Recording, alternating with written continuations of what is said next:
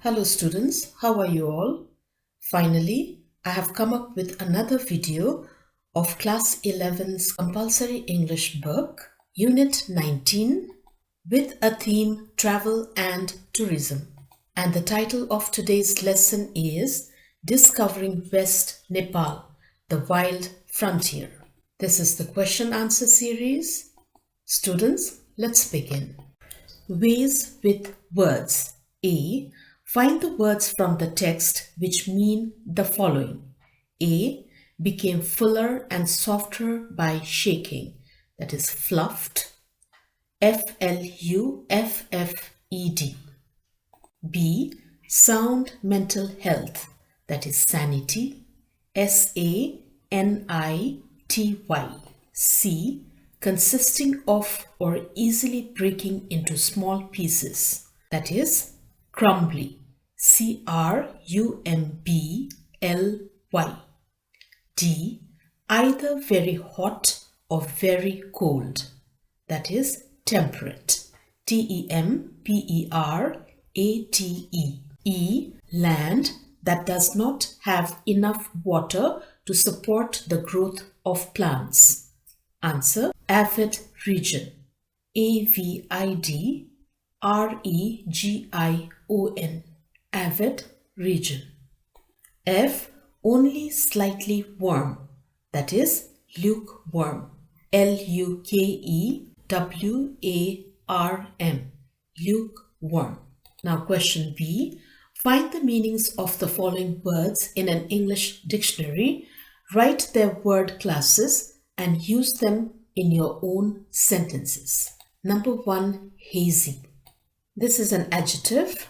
It means not clear due to mist, smoke, or dust. The morning became very hazy due to cold mist. B. Frontier. This is a noun. Frontier means a line or border that separates two different countries.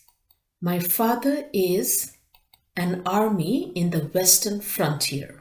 C. Lush. It is an adjective. It means covered with fresh green grass and plants, or covered with greenery. We want to travel to the lush area of that valley. D. Flip-flops. It is a noun and the meaning is slippers or open shoes. She came down the stairs wearing flip-flops. E. Altitude. It is a noun and its meaning is height above sea level. We cannot go there due to high altitude. F. Fatal or fatal. It is an adjective and its meaning is causing death. It will be fatal to climb those steep hills. Some pronounce this word as fatal and some as fatal. G. Magnificent. It is an adjective and it means extremely beautiful. We usually go there to experience the magnificent scenery. Now question C. Make a list of the Nepali words used in the text and write their English equivalents. For example, Didi in Nepali, it means elder sister in English. The list of Nepali words used in the text and their meanings in English are as follows. Bidesi, which means foreigner. Tatopani, which means hot water. Raksi, which means alcohol. Bahini, which means younger sister. Mathi means up. Tola means down. Sutni means to sleep. And if the tone is Sutni, it means do you want to sleep or will you sleep? Pani means water. Pani puri means deep fried dough balls which is eaten pouring spicy water into it. D.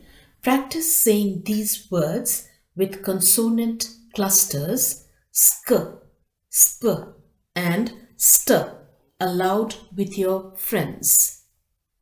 Skin, scare, spot, speak, star, stone, school, scarf, speed, space, stupid, step, skill, skull, sport, spend, steal, stand, scale, skip, spark, special, stock, stain, skirt, ski, speech, spoon, staff, study.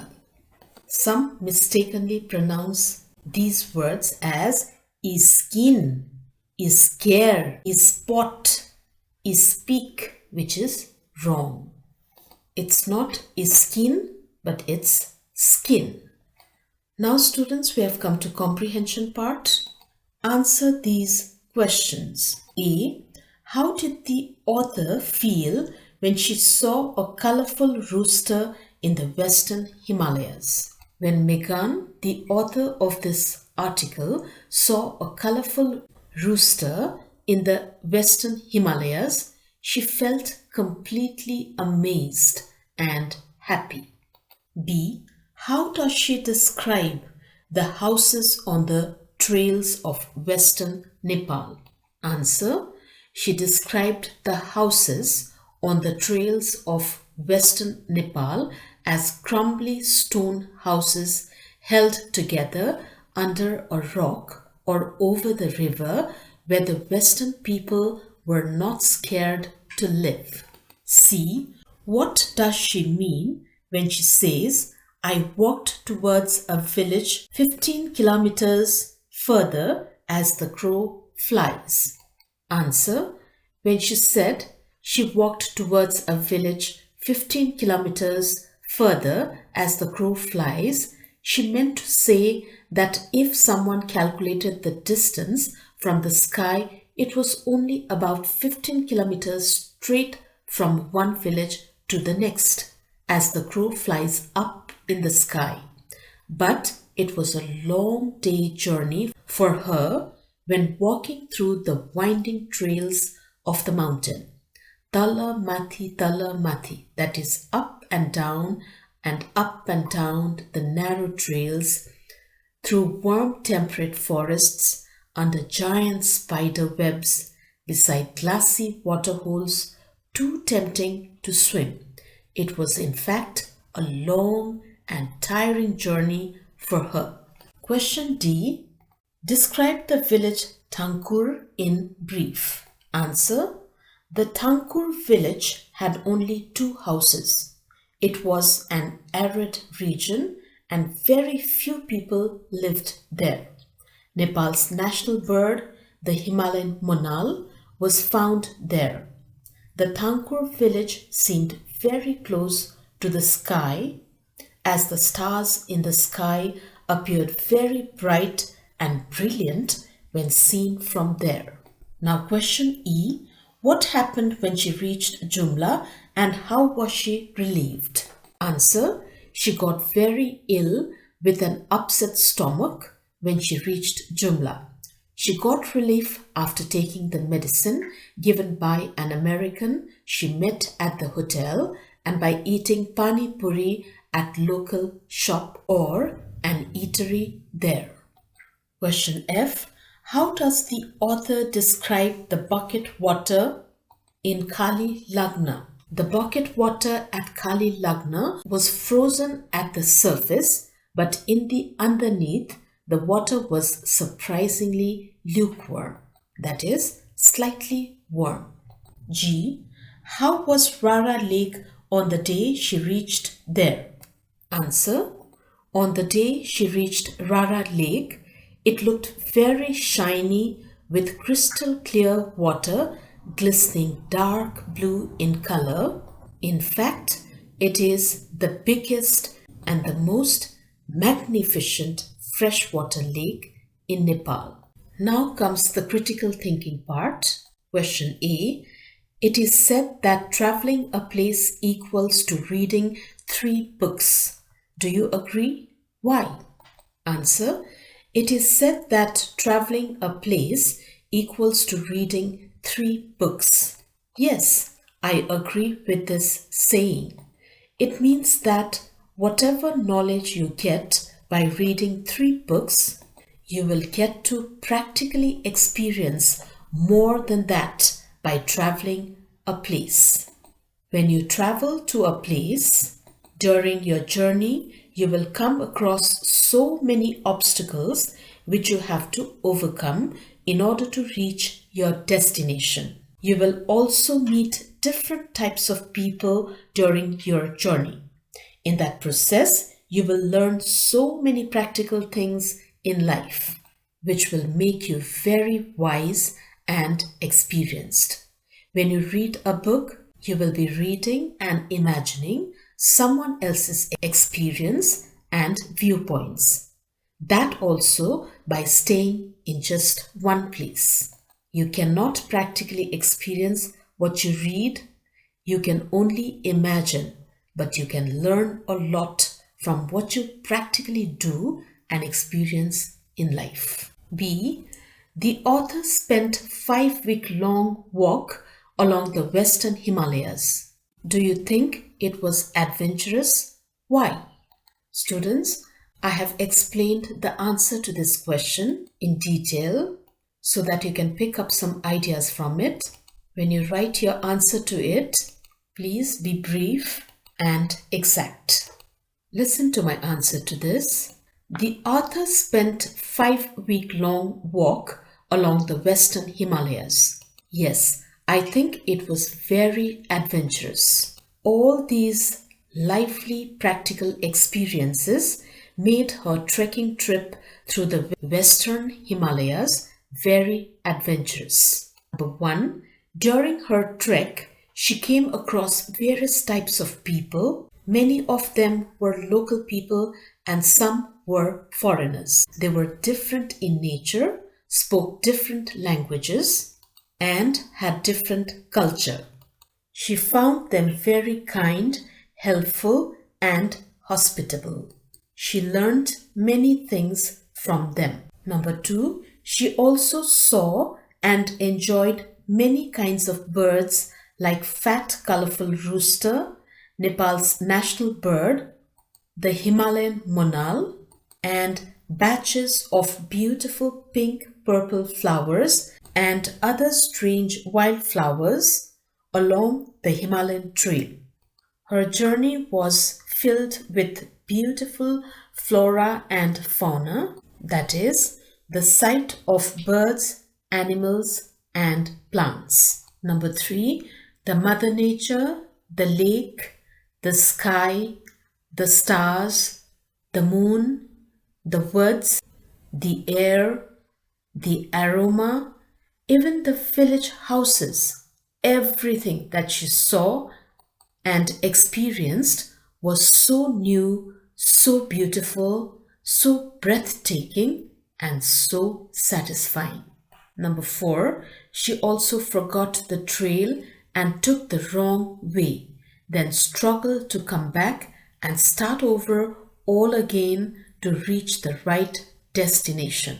At times, the trail was so difficult and dangerous, but she managed to travel across with great courage and effort. At places, she had to cross the river on foot with packs on. Some places were full of snow and the trails were very scary and very difficult to cross. Number 5, she got to taste different Nepali cuisines like local raksi, dal bhat, and pani puri.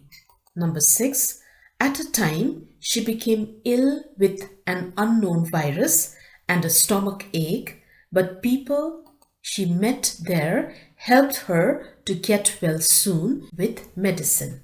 Number 7, she got to experience different altitude, temperature, and climatic conditions at various places which she enjoyed very much. Number 8, at places she had to face lack of electricity and other facilities which she did not mind at all, as the natural and scenic beauty that she found in every places of Nepal was so mesmerizing and exhilarating. I think all these wonderful and lively experiences made her journey very adventurous. It seems that she thoroughly enjoyed it. Now, the writing part. Question A. Write a travelogue of your recent visit to a natural or religious place in about 300 words. Use the following clues.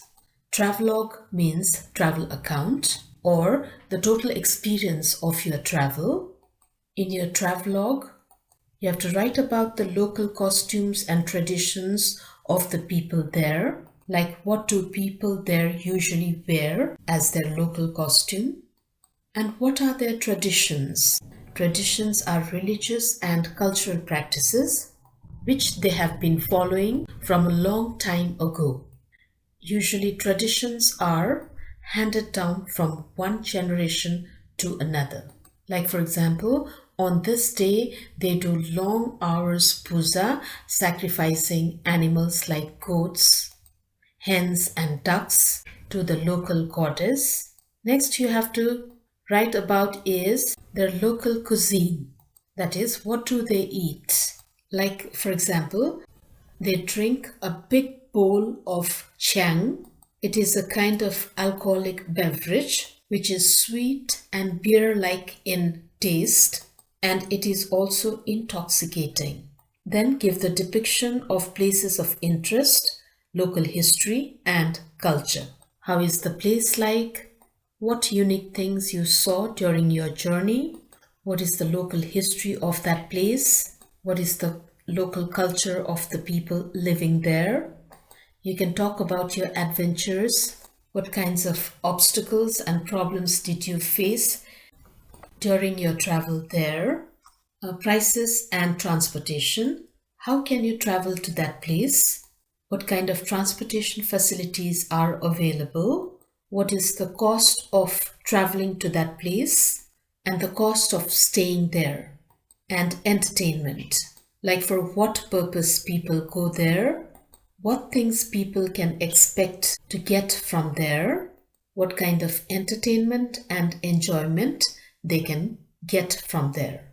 Now question B, write an essay in about 500 words on importance of tourism in Nepal. For this, I have given you 10 ideas, which I think will be more than enough to write this essay. Number 1, Nepal is made up of 3 kinds of geographical structures: the snow-capped Himalayas in the north, the mountainous region in the middle, lush with green forests where varieties of flora and fauna are found, and the warm plains in the south, flourished with wild animals and agricultural variety.